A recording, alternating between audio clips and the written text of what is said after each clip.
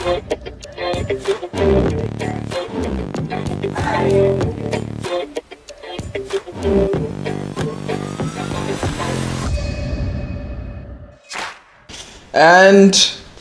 we're on the pod again. I'm MG. How's it, guys? I'm Liam, and today we're very, very privileged to have an esteemed guest, Leandry Varanost, soon to be Mrs. Burrows. Welcome. Thank you. Welcome. Welcome.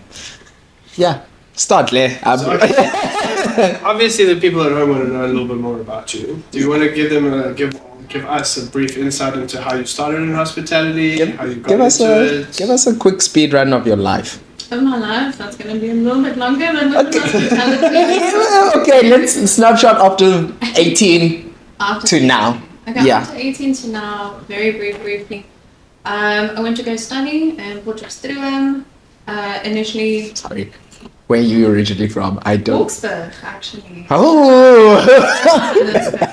Okay. Yeah. I'll leave it at that for now. No. But yeah, from Boksburg, Johannesburg. I was born in Lichtenburg in the northwest actually, and then my parents moved to Boksburg. One of 4 siblings. Did my schooling career in Boksburg. Afterwards went to study in Boksburg. Started with education. Didn't want to do that. Then ventured on to law. Went a 4-year stint with law, and then with 3 subjects to go, I was like, I don't want to do this anymore. I'm sorry, parents. But yeah, then did law for a little bit. Assisted with my dad because he had so nervous. Don't even. It's just us. With no one. I feel like I'm rehearsing a speech about my life. Then assisted with my dad because he had a touring company at that time. He used to do train tours with South Africa.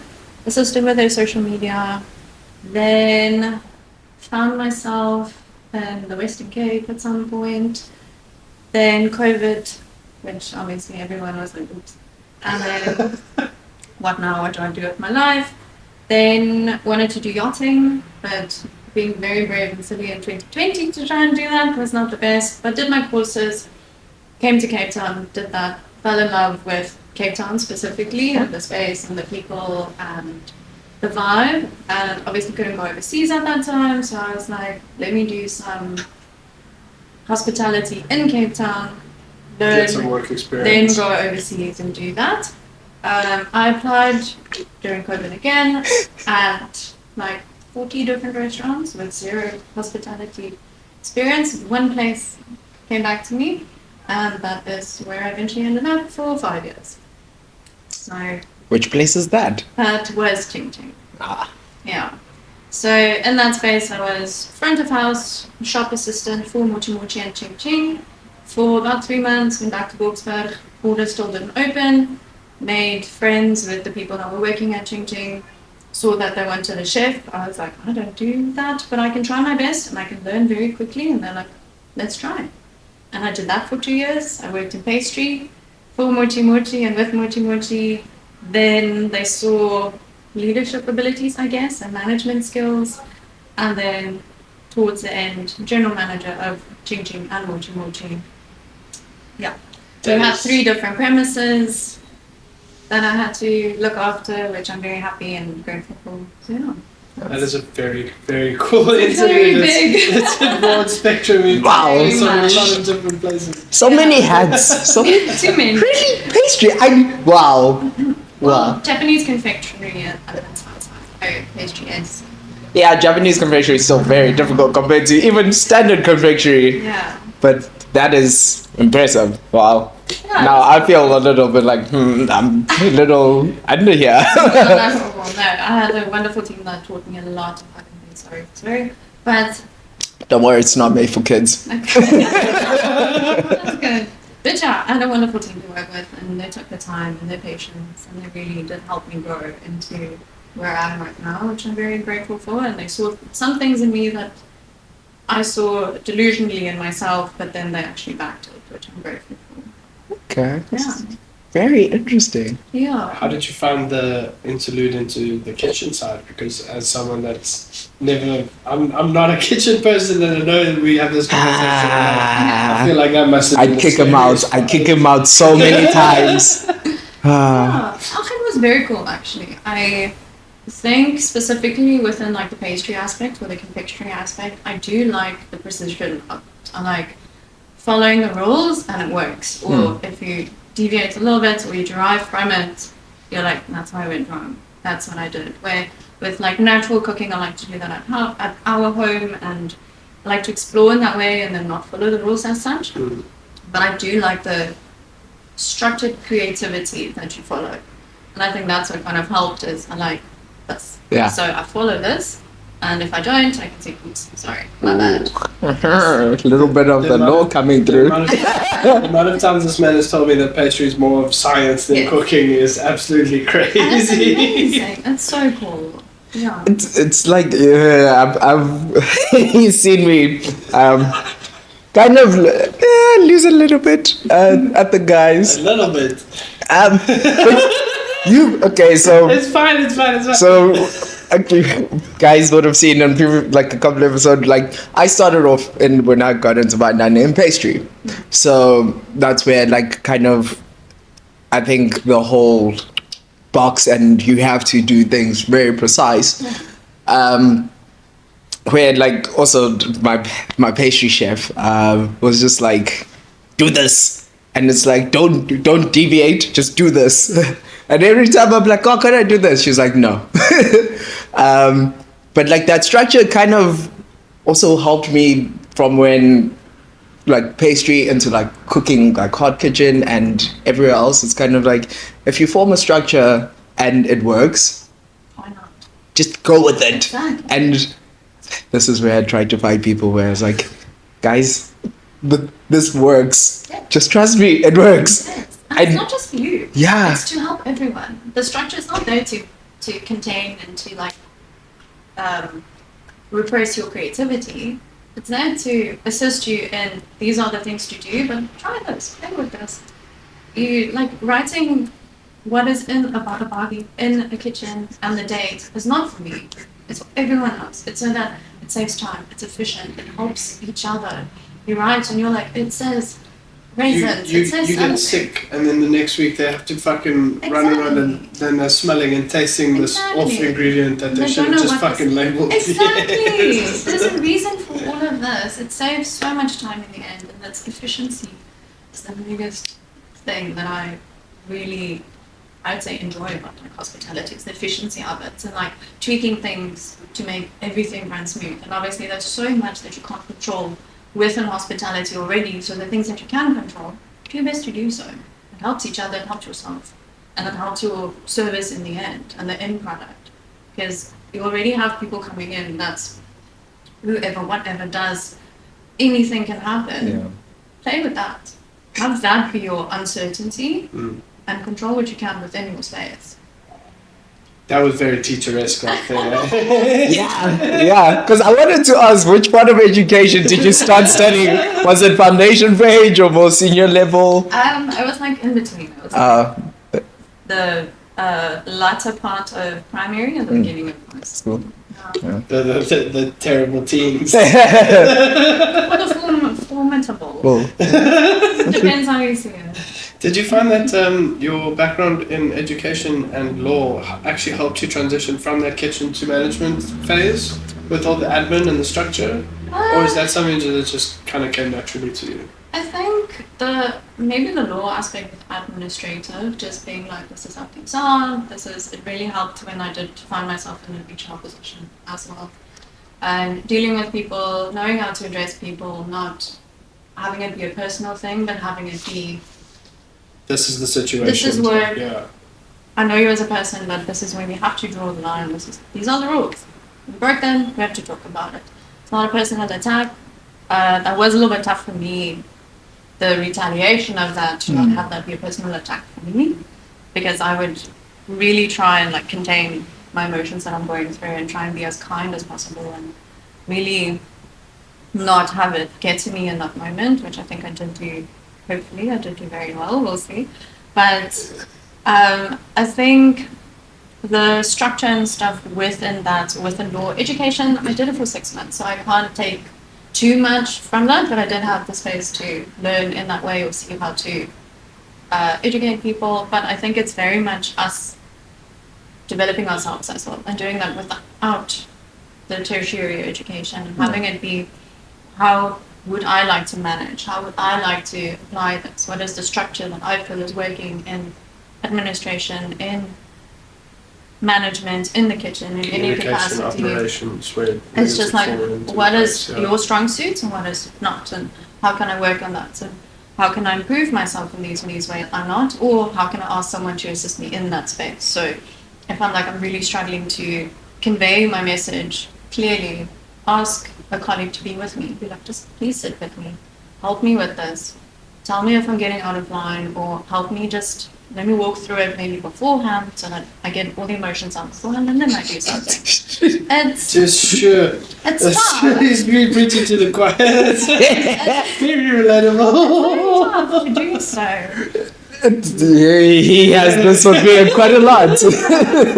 So constantly when I get that retaliation, I'm like, Andrew, did I fuck up here? Like I was so calm. I came to them so nicely. Yeah. I was very mellow. Why did I get hit back with shit? And I feel like it just boils down to that one rule of anytime you're working with people, the worst part of, or the most difficult part of the job, not the worst part of it, would be that you are dealing with other people. There's so many variables to each and every person, each and every personality. Everybody takes a certain way of communication, a certain way of their own habits, a certain way of how they are feeling on the day. There's so many things that you need to try and juggle, and it does make it fucking complicated. So it does. It really does. We're all very complex people, and it sometimes feel like you take all of that into consideration, which I can see and feel that you address it with kindness. You don't do it with malice, or these are rules, we have to follow them, we have to communicate that. But it does suck when you don't feel like it's returned. It does suck when I'm like, I'm also a person. I also am going through these things. I'm also going through a lot of personal things that I'm not bringing to work because I'm trying to put my best face on for colleagues, for guests, for every single person involved. But then it does suck a little bit. But then you go cry on the walk in and you're done and you leave. Like, and have a shot of tequila. Just yeah. Oh. So we spoke about some challenges. What was your favorite part of that entire transition? Was it maybe working with your toppy on the tourist business? Was it getting started at Ching Ching and Mochi Mochi and getting like familiar with all the different people that were there? Because I'm assuming, being in such a leadership and senior management role, you kind of saw a transition of staff, maybe not as frequently, because I feel like Ching Ching was very structured, and I never saw too many new faces, to be honest with you, but I can imagine that over 5 years you kind of saw a few people come and go. What was the most enjoyable part? Sure, I think it's the enjoyable part, and the tough part is the people. It is the people you work with, it's the people that come through the door, it is the relationships that you build through that. I think, and on a personal level, the connections that you make with people, with what I'm making with you guys, which I didn't have before. So I think it's very cool that we get to have this space, even though all of us are like suffering. We are all enjoying this, and we have these moments of vulnerability, even though we don't necessarily want to identify it as such. We have these moments of vulnerability, even if it's just passing each other, giving a hug, giving a fist bump, being like, sorry, I can't be here for this, but I'm thinking about you. Like, that, I think, is a very cool thing that has come out of this and continues to be in this space, is the connections that you make with people and how you interpret that or how you benefit from that. I kind of agree with you, but I feel like a lot of it is trauma bonding. 100%. I think our whole industry is just based on trauma bonding. It's one massive trauma bond. And it's that's not healthy though. No. It's healthy for us because it's healthy for us. I guess it keeps us going, knowing that you're not alone in suffering. Yeah. Misery loves company. 100%, but that's also channeling it into positivity, or trying to do so, or finding those moments, or creating those moments for each other to be like, let's just sit down, let's maybe not consume alcohol today, and just talk. And if it's about your personal life and it's knowing where you are from and where you come from, then we do that. If it's sitting in silence and having a cigarette, but I don't smoke, but I'll sit there with you and we just bask in the sun or in the clouds or whatever.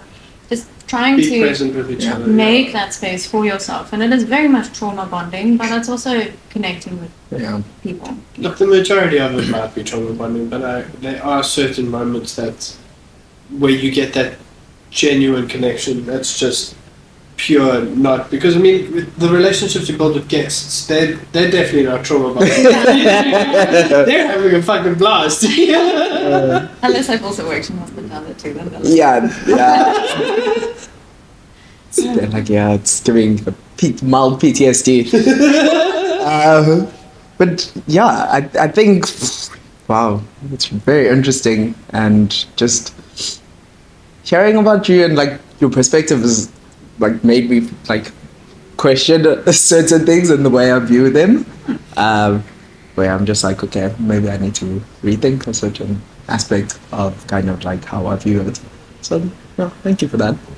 But that's a beautiful part of meeting new people and getting to have that conversation and connection with them, is they kind of develop you, who you are as a person as well at the same time, right? I generally think every guest every guest who's been here on this couch has developed me more. Like, I learned a little bit more about myself, but also the person here is like amazing.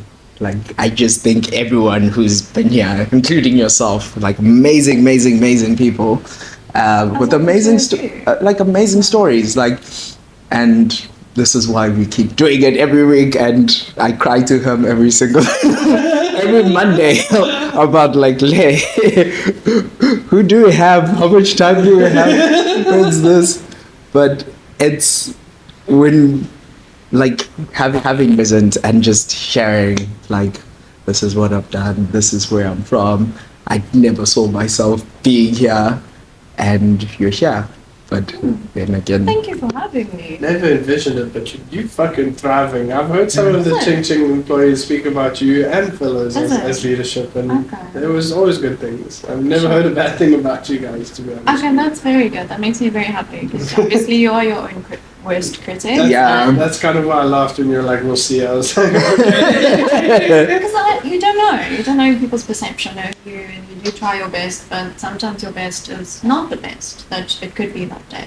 But I mean, the two of you are also doing an amazing job and getting to know you, and you are, your own worst critic. Just as I mentioned that, you're like, we suckle to take the compliments, we suckle to appreciate ourselves in these spaces, because we are so thinly spread in what we do.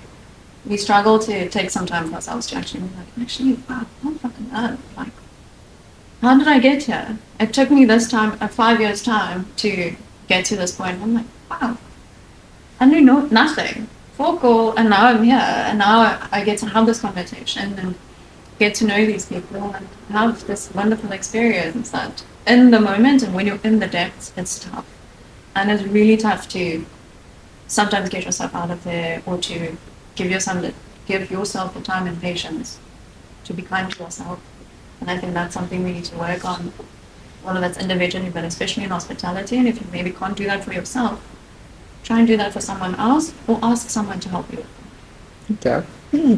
And I think that is a very soulful nugget. You would have been a great psychologist, to be honest with you. Like a teacher. Okay, everyone. School counselor. Bro, I used to go drinking with my teachers when I was in high school. Well, How many of them were fit? This is one. Do we need to report something? Huh? Do we need to report something? I was 18, it's fine. Okay. Just checking. Yeah. Well, someone's about to join us, or we're going to switch out. Thank you very much. Thank you. Thank you. We will see you in 20 minutes. like it. Okay, guys, so this episode is going to be a double header, and we are also very privileged to have an esteemed friend and bar legend and industry professional, Mr. Phillip Burrows, on. This is the Mr. Burrows to the Mrs. Burrows that we saw previously. Phil, welcome. Thank you, guys. Thank you for having me. It's an absolute pleasure, my brother. Yeah. So, can you give us a quick snapshot of Phil? Yeah, for sure. Very quickly. Born in Durban, went to primary school and high school in Pietermaritzburg. Did my first year out of school in Johannesburg. Big city, ate me up like first year kind of does. Moved back to Durban to finish off my studies. Finished up my BCom marketing degree. And then straight after that, like, went to go find a job. At that time, it was like a little bit difficult as it is now for like a lot of people coming out of university with degrees to find work and stuff like that. So I basically found a job in corporate construction, where I was just like learning and doing a lot of project management, learned a little bit of QSing, and I really became a little bit of an all-rounder in the construction industry, like management-wise. And I did that for about 3.5 years. In the public sector, private sector. I saw all the ins and outs about it. It's a really hard industry. But then when COVID came along, I realized like I don't actually enjoy what I'm doing. It's a bunch of old men shouting at each other. No shade to the construction industry. There's a lot of cool things about it.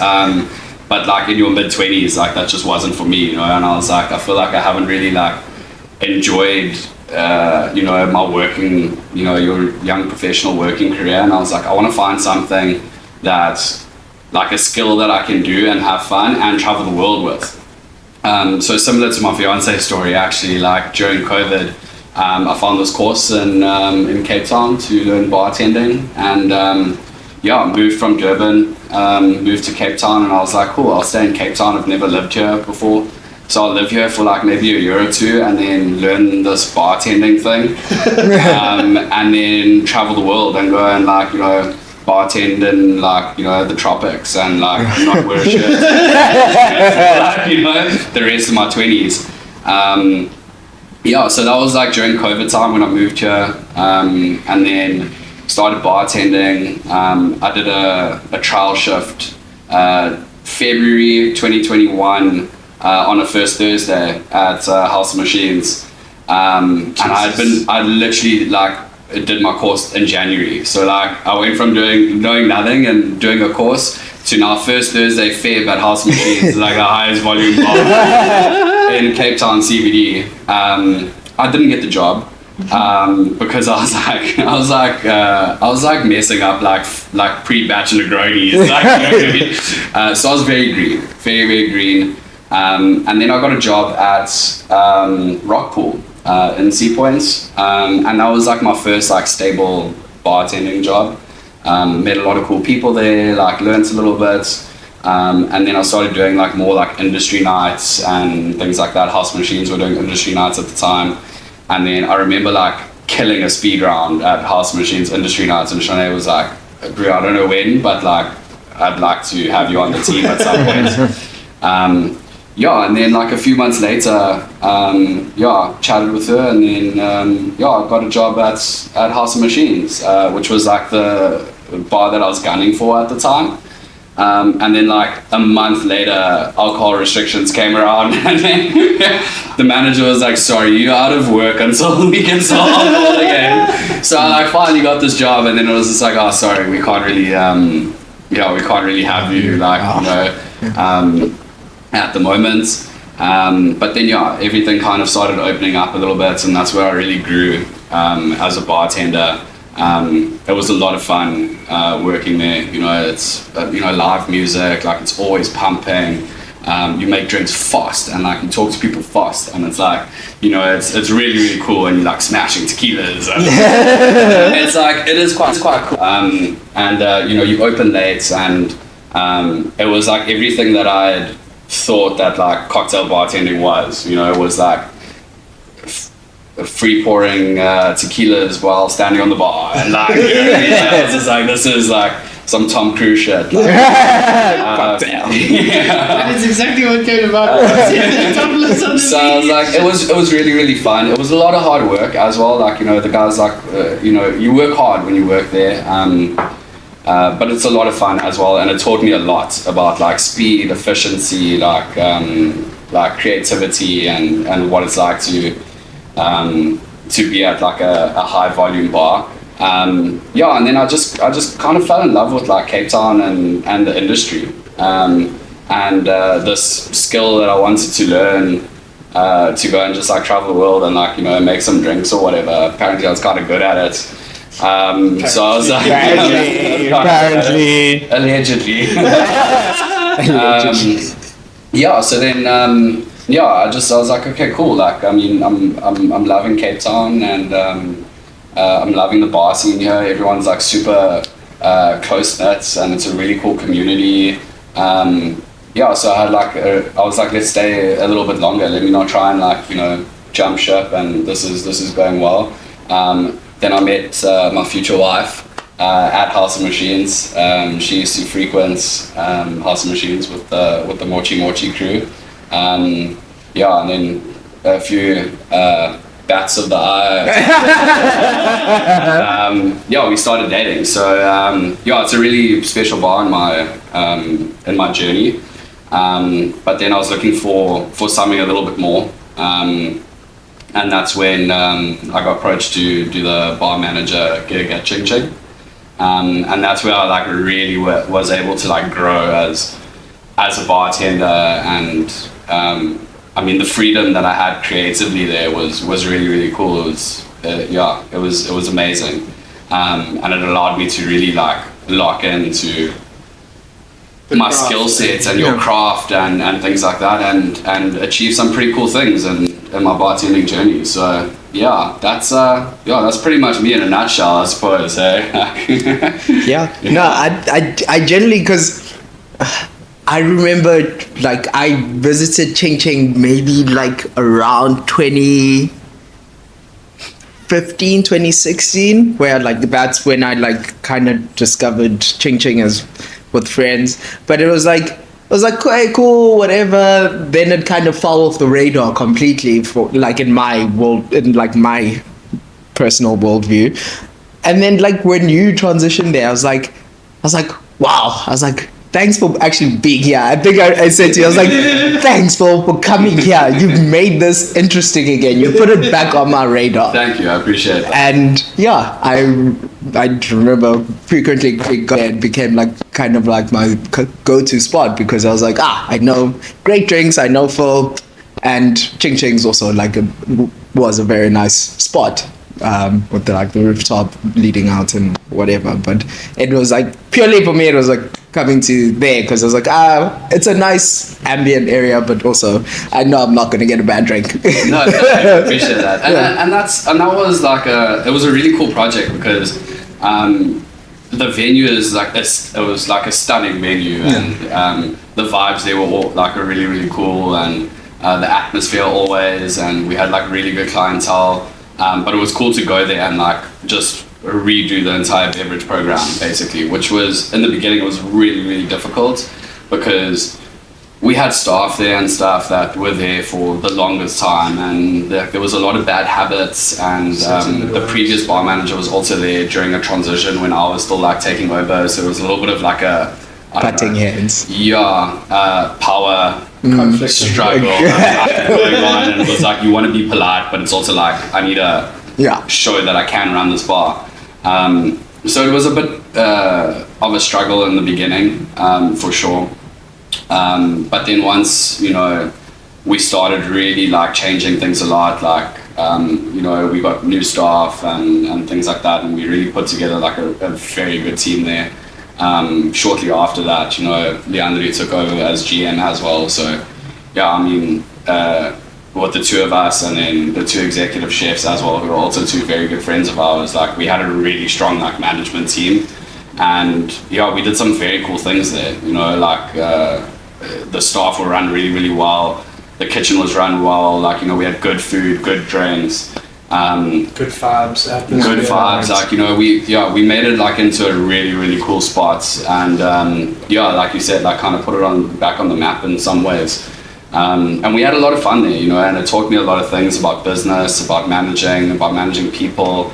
I mean, it gave me the opportunity to like train my like protege. Yeah, I was about to actually ask you about that whole mentorship. Yeah, so it was really cool to take someone so young and so green and teach them everything that I've learned in even a short space of time. But I feel like I have learned a lot in that short space of time, and you know, let him make his own mistakes, but also give him the freedom to make those mistakes in like a very productive way, and let him grow as well. And yeah, that was also super rewarding as well, not just like changing the beverage program and doing cool menus and, you know, even my personal career, but also like, you know, to see him do so well, like as well is pretty cool. So but a little bit of smoke, as an outsider and someone that's new to Cape Town, I had never heard of Ching Ching until you started there, to be honest with you. And I appreciate it. Then people started like actually talking and whispering, and Phil, you could see you've done a great job with Jaden. He's grown exponentially under you. For sure, yeah. No, he's cooking now, and he's still got a lot to learn, and he's got so much still to grow into. But I mean, he's young and he's talented and he's doing really well. So yeah. So what mentoring or kind of raising the little fledgling?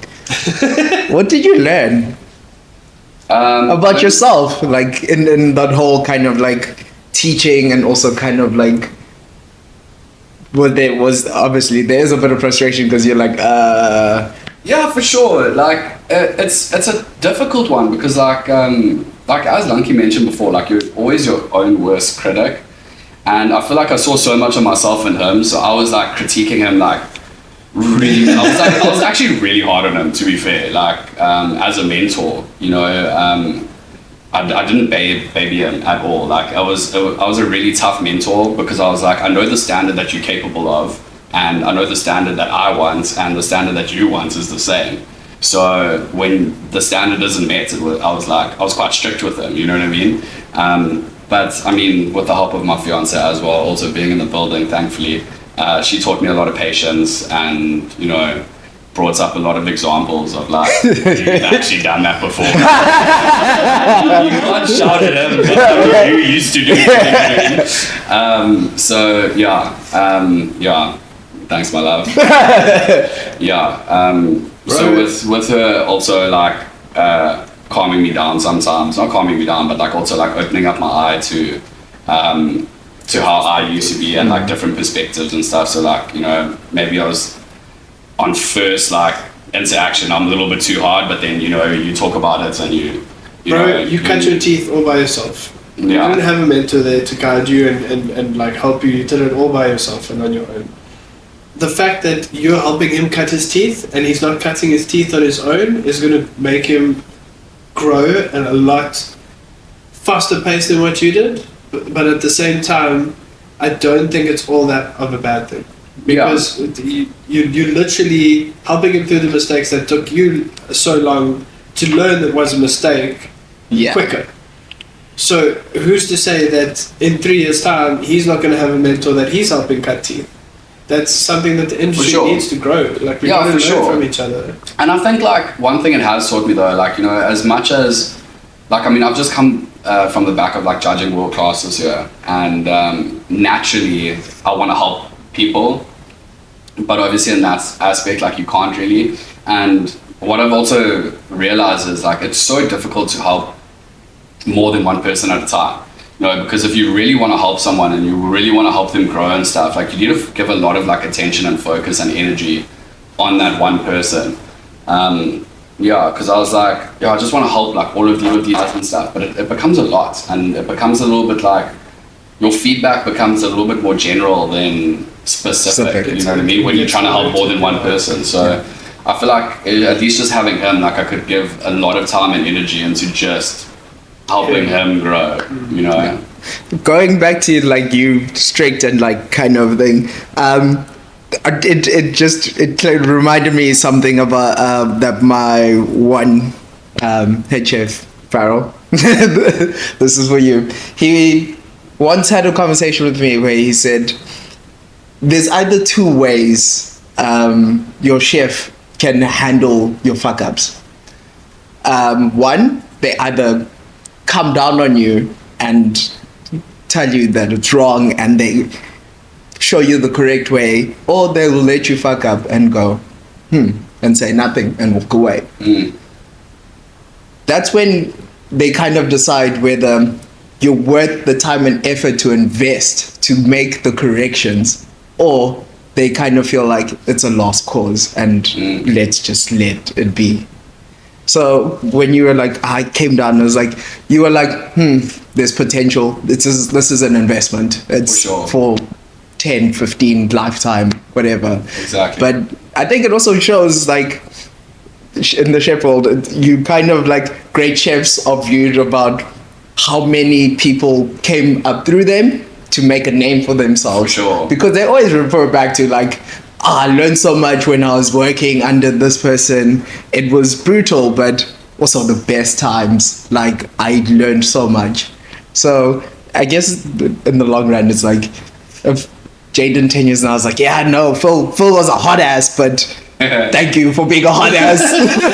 Then I'll take it, bro. You know, then I'll take it. Because I don't know. Every time I came to visit you guys had, there was just this energy and vibe between you behind the bar. I don't think he's ever taken it like that. Yeah, I think it always happened behind closed doors. I wasn't just gonna like cuck them out during like service, you know. So it always like, you know, I always watch and see how they do things and stuff like that. And then when the time is right, then I'll address it. Because there's no point in addressing it like right then and there. You know, we're busy, we're mid-service and stuff. So, but yeah, definitely behind closed doors with a beer after shift or whatever. Like, yeah, I could crack the whip sometimes. But that's how I'd want to be, like, you know, mentored and things like that. And the mentors that I did have in a very short space of time when I was still learning, like, were like that. You know, it's no point in beating around the bush. Like, say it how it is, and then we move on. We learn and we move on. Like, easy. Yeah. And okay, obviously there was the conflict between the previous bar manager that was still transitioning out and while you were transitioning in. But did you see any difficulties or personal challenges from your transition from bartender to bar manager? Yeah, I think like managing staff, like for one, I think was probably the biggest challenge that I had. Especially because you're not going into like a new bar and it's like, this is how I want things done. It's like you're going into a bar that was at the time, I think like 11 years old or something. So it's like, there were people there, like we had a bartender there that was there for 11 years and was there for 15 years before we like, you know, closed down. But yeah, so I think just like trying to break habits and, you know, try and teach people like this is how I want things done, and I'm not gonna budge on that. You know, it's like, you know, don't negotiate with me. This is how I want things done. So I think that was a challenge. But I mean, other than that, like I think everything else came pretty naturally. I had the freedom to do those things as well. Like, you know, the owner was like, do what you need to do. This is your baby. You know, do what you need to do. You know, like I got to design my own bar. Like, you know, we refurbished the bar, like, and whatever brands I wanted to work with, cool, happy days. Yeah, whatever we wanted to do was just like, you go for it. You know, a menu or whatever. You know, like, so I had the freedom to do pretty much like everything, which was fantastic, 100%. So I think that also like that supports. You know, things become a little bit easier once you've got the backing, you know, so you don't have to feel like scarred to say and do things. You're just like, this is how I want things done. End of story. Yeah. Yeah. Any similarities from your construction days to like the whole leading a team and also just redesigning or rebuilding a concept of a space of like Ching Ching? Yeah, I mean, like, I think one of the things that I took from construction, because I was quite new there, and I would go onto sites for the last like 2 weeks before handover with a team of like 10 guys, and then we would go and do all the touch-ups and things. And I've seen a lot of project managers like in the construction industry like go around with their list and be like, you need to do that, you need to do that, and like, you know, check up on everyone.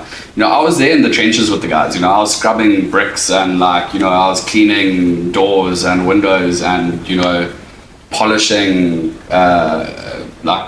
glassware, like glasses and stuff like that. You know, I was doing all of that stuff, and I was just like, guys, you guys do that, I'm gonna do this, I'm gonna check up on you guys, like, you know, let's do this as a team. So I think that's definitely something that I took over to like my bar managerial days, where it was like, I'm not gonna tell you to do something because I don't want to do it. You know, if I tell you to take the bin out because it's full, it's not because I'm telling you to do it because I don't want to do it. Like, if I've got the time to do it, I'll do it. It's because I've got other stuff that it's because I'm doing other things. So it's like, you know, I'm there in the trenches, you know, like, you know, I'd go and be on the floor, go pick up food, like take the bins out, like do all of those things. A lot of the time I was the dishwasher, you know, like I was busy running glasses and stuff like that, you know, because that's what the team needed at the time. So yeah, like I like to be in the trenches with the team, even though you say, okay, cool, I'm the bar manager or whatever. It's like, I'm still in the trenches with the guys, man. Like, you know, that's how things, yeah, that's how I like to run a bar, bro, you know what I mean? Like, yeah. I think like I love hearing that, because I actually recently spoke to the guys, and I was like, there's a certain aspect where like I've always done this, even like leading no matter team, is like, I will never ask you to do something that I've never done before. Exactly. And recently the guys asked me, it's like, no, why don't you let us do this? And I was like, guys, I could. But then it's also like, if I tell you to do something, I've never done it before, and then I check up on you, I'm like, why are you taking so long? You're going to be like, do you know a quicker way? And then I step back and I go, no, just carry on. You're going to be like, okay, you're going to start thinking, this guy's never done this before, and he's asking me to do it. Yeah. Then you're going to question, like, you're going to question leadership a little bit about, like, is this necessarily the person should be leading the team? If they asking me, like, people lower than them to do, like, things where you might see it as slightly unreasonable. So for me, it's like hearing that, like, yeah, no, I will tell you to take out the bin, but I can also do it, and you will see me do it at some point. I think it carries more like validity. Yeah.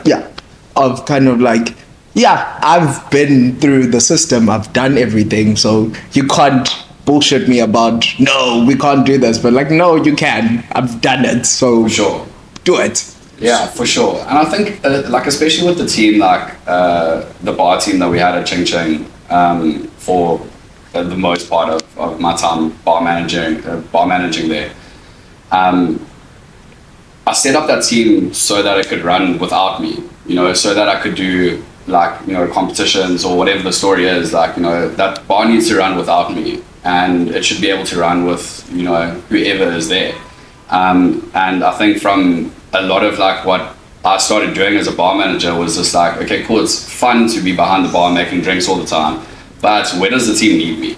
You know, do they need me on the floor? Do they need me to, like, you know, run food, run dishes? Like, do they need me to do glassware? Like, so I was just kind of like in those pockets of like filling the gaps and you know, trying to help the team as much as possible. And that was kind of like my philosophy as like being a bar manager there. I wanted to ask if there was any skills that you got from project management, but it sounds like there definitely was in terms of communication, scheduling, critical bottleneck analysis. Yeah, 100%. Yeah, it definitely didn't go to waste, but yeah, just in a completely different vibe.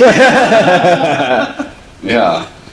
That's very fucking cool. Yeah, very cool. Did it help you with any system setups? Yeah, I suppose so. Like a little bit. I mean, organization is always always pretty good. But I think like my time at like House and Machines helped me a lot with like systems mainly, and how I wanted things to kind of work there. But then also, like, I mean, again, like, we had such a strong management team at Ching Ching. Like, we were having meetings like once a week and stuff. So whatever, you know, any of us were struggling with, you know, we bounced it off of each other in a team, and we kind of came up with systems and things like that together, I would say. Yeah, with the help of everyone. So, you know, like, we were never alone in managing. Like, it wasn't just me like managing the bar, you know, it was actually like 4 people managing the bar. It was just the title, I suppose, like, you know, yeah. I think it was your initial insight as well that allowed them to give their perspective. For sure. And again, it goes back to Lanky's, we're all our own worst critic. Yeah. Okay, well, thank you guys. We're going to have them both on in a second. All right, guys, and now we have the wonderful couple here together. Future Mrs. Burrows, Mr. Burrows. Thank you for joining us together. Yeah, thanks for having us. It's an absolute pleasure. So, I feel, let's just kick it off like this. How was it working together and being in a relationship at the same time? Because I feel like being in a relationship at the place you work is a challenge enough for most people. How did you guys manage it at home and at work at the same time? Yeah. So I think, I mean, we obviously had to set some like Boundaries. Yeah, some boundaries and things like that. So it's like, for example, we worked like quite different hours usually. Like when we had some structure. So Lanky would work predominantly during the day. And then I would come into work at about like 2:30, 3 o'clock. And then, so it was, we had like a very short window of like overlapping at work usually, unless it was like big meetings or, you know, things like that. But often the first question would be like, from Lanky to myself, was like, are you logged in? You know, so it's like, we're not going to talk work stuff, even if we're at work, unless both of us are logged in, like getting paid for it, you know, to talk work. And then same vice versa, you know, it's like, we're not logged in right now. When we're at home, let's not talk work. Because we can go tomorrow to work to go talk about these things. We don't have to talk about it right now at home. So setting those boundaries really help. Obviously, it takes a little bit like, you know, a teething time to get used to and things like that. Yeah, I think also like having like the respect for each other at work. So especially towards the latter stages of Ching Ching, Leandri was working like mad doubles and, you know, filling in, you know, because we were just super busy. Like, you know, we had a lot of love from a lot of people in those last couple months. So we were packed, like first Thursday packed all the time. So she had to hop in like and help out like in the evening service as well. So, and it's super crazy, energy is super high, like, you know, so patience is like really, really short. So just having that respect for each other and communicating with each other, even though if something is like very short right now, we talk about it afterwards and, you know, review it. I don't know, like, yeah, review it just to be like, listen, like that was said, heat of the moments, you know, it comes from a professional capacity, not a relationship capacity, you know. So just having that, also knowing like, you know, whatever we say to each other, this isn't a professional capacity, and we sort of like, we talk about it afterwards. It's not in a relationship capacity. Personal view, yeah. Exactly. So having those boundaries like help a lot. Yeah, I think also with the start of our relationship, we didn't work together. So, but both of us were working hospitality. So the foundation was already work times, different schedules, different things, but making the time for each other and having the empathy for each other to be like, we know it sucks right now, and we know it sucks that you have to work until 4 a.m, or you happen to be there at that time and I'm working at 7 a.m, and we see each other literally that small time frame, or we assist each other in that spaces as well and make the time for each other. And I think we really like each other actually, so we vibe. And I think it's just respect. I think it's being really fond of each other. That's very cool. I think we both take inspiration from each other and what we do in this capacity, but then also making the time outside of hospitality for our relationship and not just have that drive our relationship. It is a common ground, but there are so many other common grounds that we do have. We apply, and like Phil said, the boundary of like log in, log out, clock in, clock out. Like have that, even though you want to bitch at work, about work, at work, don't do it after hours. That's for anything That's our else. personal time. Like, Yeah. Then we talk about anything else or whatever it takes. But yeah, it did take, like Phil said, some time to get there and to have that space or not take things personally, even though you don't mean it. But we also, at least, we treated all of our colleagues with respect. We were colleagues, so we treated each other with respect. It's just where the personal things would come in that you were like, you said that very sternly. Yes, but we have to get shit done. I'm sorry, I'm actually quite a softie. I'm a little bit sensitive, so I was like... You think it was the other way around. No, I kind of saw it. It's like, I was the one being like, you said that very sweet. A little bit of Were you mad at me? Yeah. Like, professionally, no. Yeah, for sure. I think like just the whole dating thing. Like I'm in the space where like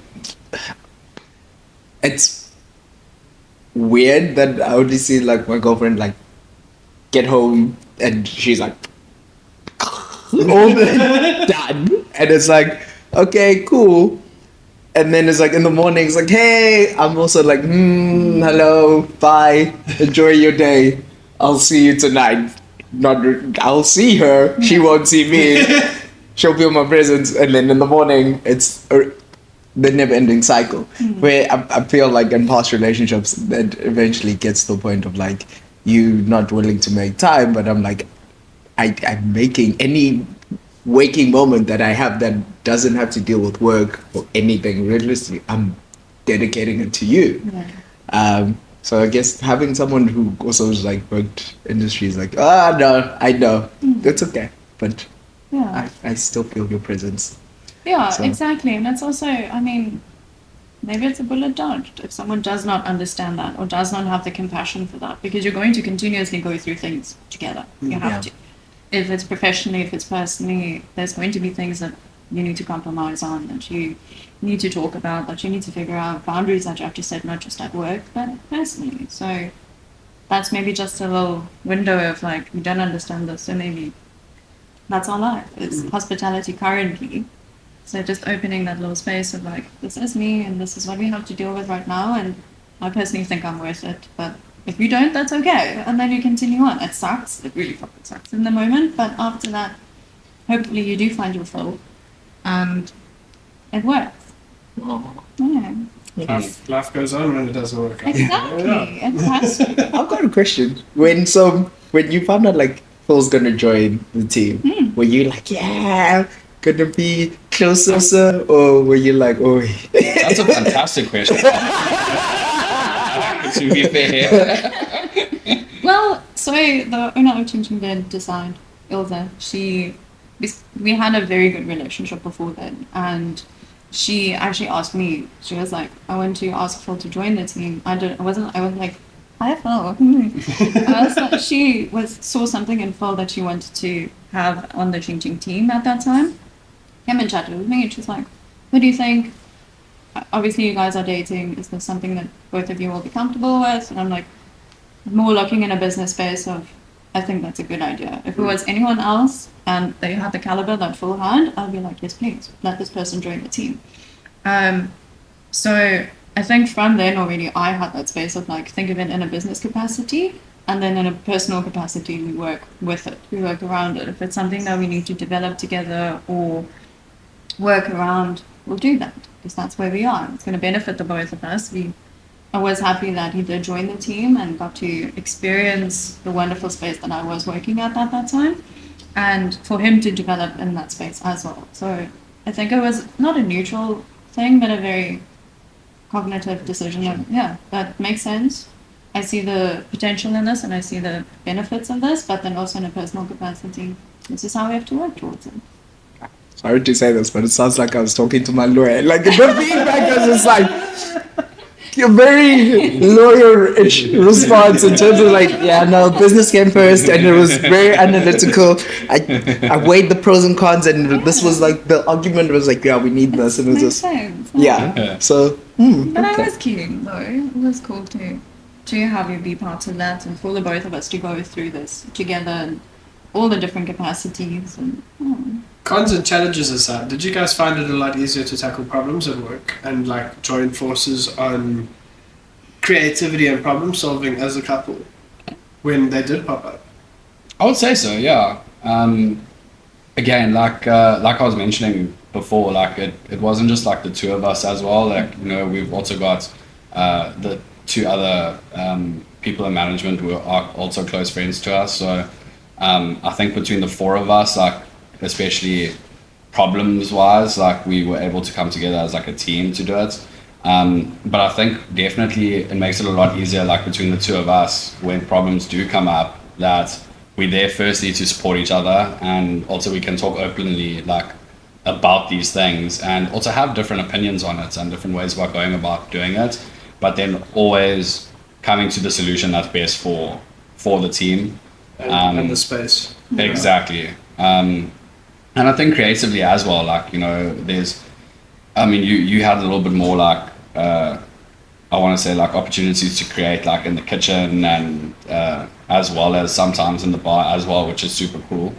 But yeah, I think also the environment that we had was very openly creative and free to create. So yeah, that having that environment makes it a lot easier to kind of work on things, you know, together.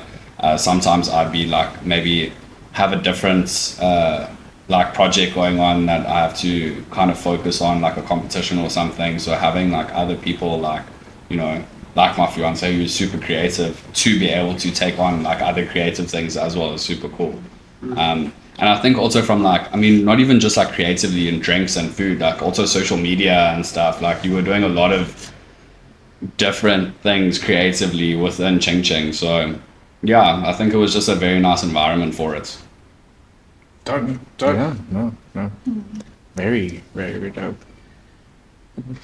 I'm a little stumped. we were hoping for more tea. No. No. We're not the tea people. Did you guys find that there was a lot more support structure at home for the challenges of a hospitality individual, being compassionate and empathetic towards each other and what it would bring? Because I feel like a lot of people out there that are dating people that aren't in hospitality, there is a lot of frustration that comes from their partner in trying to wrap their heads exactly around what's going on with their personal struggles in trying to juggle work and make time for them. Because yes, effort and communication can solve a lot of problems, but if you're not willing to have that understanding and that empathy towards the person, that effort and communication is never going to hit home. Yeah, I mean, just as much as someone has to take what you do into consideration, you have to take what they do into consideration. So even if they work in 8 to 5, that's not your normal schedule. So your normal does not mean right or wrong. It means different. So then that's where you say empathy, compassion. That's just in any industry. There are other people that don't just work in 8 to 5. They work in 8 to 5, but they work long hours. They also have the overtime. They also have the extra things that they have to do, the excursions, the teachers that have to go to sporting events every weekend. Like, there's so much that we think is just in hospitality, but again, maybe it's just not the right fit person. For the person, Yeah. I think like just something that I want to add as well. I think especially in the beginning stages of when we started dating, we were working very different hours and also different days as well. And we often like made a point of like I would go and pop into her work before I had to go to work, for example, you know, just to say hello for like 5-10 minutes. When we even did start working together, even though our hours were different, you know, I would walk her to her car and then like just have those like 15 minutes before she goes home and before I start work kind of situation, just to have together, even though it's just those 15 minutes, you know, like it goes a long way. So just making those like that time for your partner in that sense, even if it's just a hello, like just to see your face, be in your presence for like, I know you're busy. I'm not going to get in your way or anything. I just came to say hello, give you a kiss, and then I'm on my way to work, you know. So, and I think it is very easy to be like, no, I just need to go to work. Like, you know, that's I need to go to work. Like, you know, she's working, I can't go there or whatever. But you can make plans, you know. Like you can work around it, and if you really like, again, I think in a relationship, like what you put in is what you get out. So there's definitely like it's not impossible. And I think if you've got two people that are willing to like take the time, make the efforts, and like, you know. And I say take the time, like also take the time to understand, like, you know your partner's frustrations and things like that, and vice versa, you know. That's very true. Very, very true. Yeah, I think we learned a lot of, like, just learning a lot about, it's not necessarily like, oh, hospitality, whatever, being close. It's like just in general aspect of like a healthy relationship is the consideration and compassion for the other person and For sure. what they're going through on their day to day. Which, Effort. Even yeah, if it's just a it's little the bit. effort. Yeah, just a little bit of effort, you know, like. Yeah, but I think like one thing, like from you saying, Phil, it's your actions. It's easy to say over the phone, hey, I miss you, have a great day, but your actions of physically being in present, 100%. I think speaks more volume than actual words, which is very admirable thing. I think. I think more people should do more, say less, because you'll get a lot more across. For sure. Yeah. I think we also put a lot of pressure on relationships where you might be a little bit more lenient with your friends. So being friends firstly, and then developing romantically, even though like we liked each other from the start, we have this friendship relationship Foundation. that with your friends you're lenient. You're like, oh, you're working late, okay, I'll see you another time, or you do this or do that. So then that's also a little bit of a shift where you do the effort and the relationship capacity, but then sometimes you put the strain on, but we have to do this, we're in a relationship, we have to see each other every day, we have to blah blah blah blah blah. Or you can just be like, I see you as a friend and this sucks. Like, what the fuck? Why are we I always feel like high expectations for any situation, especially in a relationship, causes a lot of not pain, but high expectations lead to disappointment. Yeah. If you don't have high expectations and you're a little bit more tolerable and flexible, the chances of being disappointed are going to be a lot less, right? So if you're not tolerant on other people and other people's lives and schedules in general, you're going to have a certain expectation of how your social interactions are going to go, whether it's in a relationship capacity or friend capacity, and it's going to cause you to get disappointed and disheartened if you're not willing to understand their situation and them as a person. Yeah. Any nuggets of wisdom you would like to share with people? Nuggets of wisdom. I was hoping you would have some for me.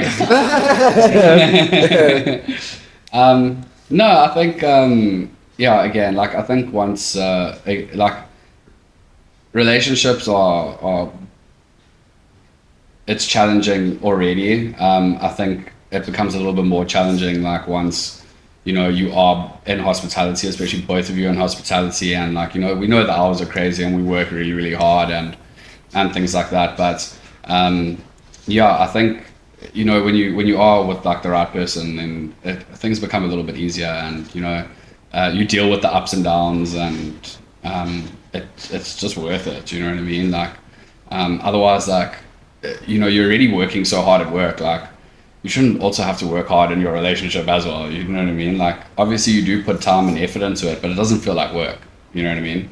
What nugget do I have? Everyone's journeys are different, so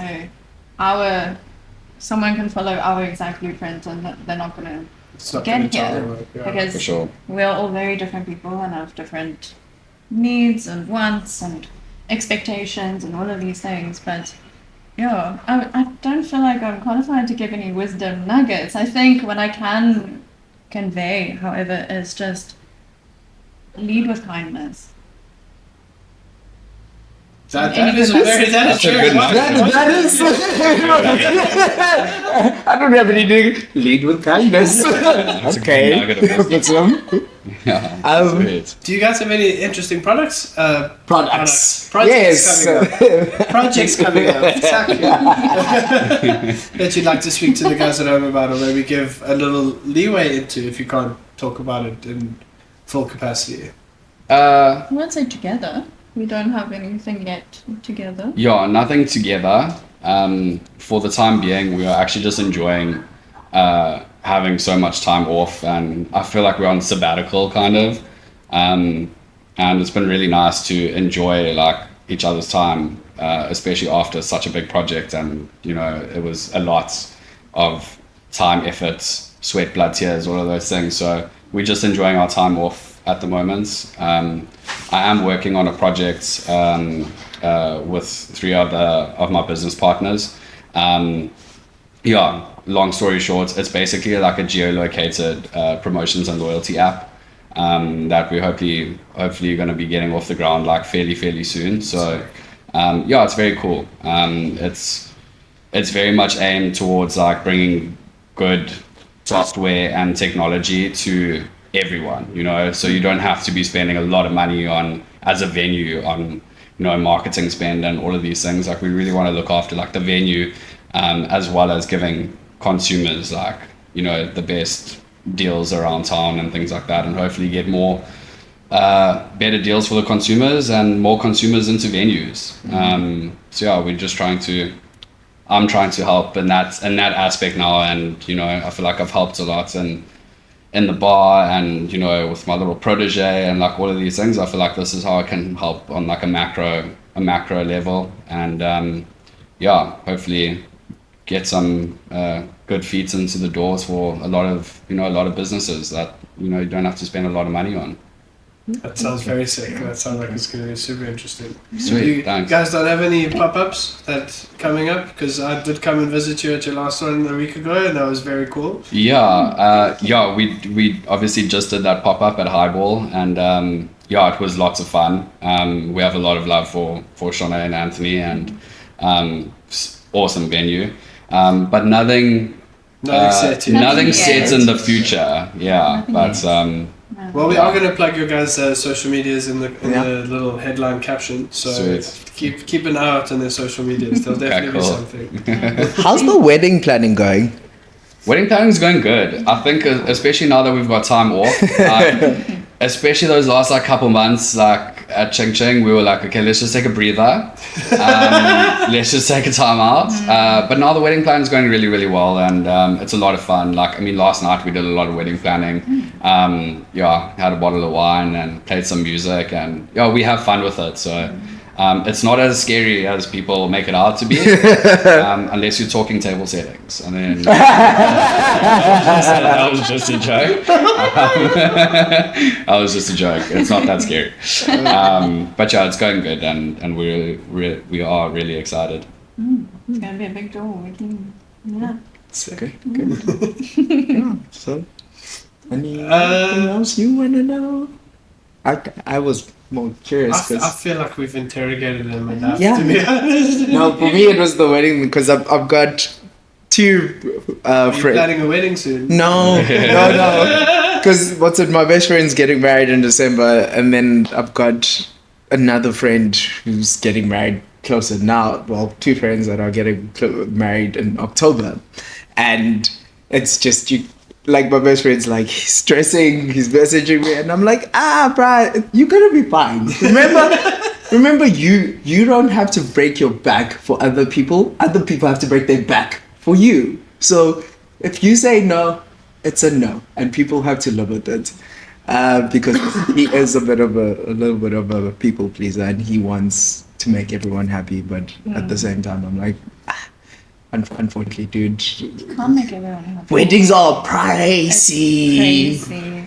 It is whack. Yeah. Yeah, no, it was like Yeah. as single people, well, him. Yeah, so it kind of drives you away from getting married, doesn't it? I haven't been planning on getting married for a long time, to be honest. Yeah, everyone's journeys are different. If you do want to get married or not, or some people they low. I've always said if I find the right person, I find the right person. But other than that, I'm not going to be looking, dude. So it is what it is. I think you'll get married. Like when you. When I'm 50. Yeah. No, when you're 50. There's gonna be a lady who comes into your life, and that knee is gonna drop to the ground. Yeah. When the right person comes around, the right person comes around. Yeah. I wish you all the best.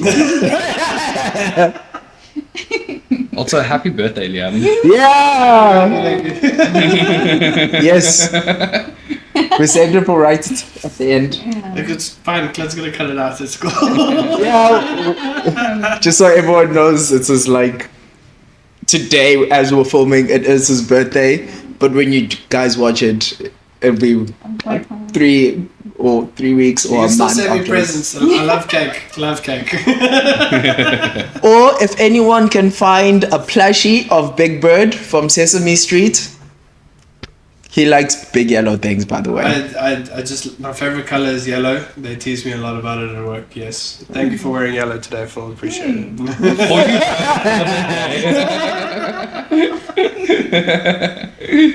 But guys, thank you so much. It has been an absolute pleasure with you. Yeah, today. Thank you. it's I've learned a lot about dating industry. I've dated someone who was a chef when we were in fine dining.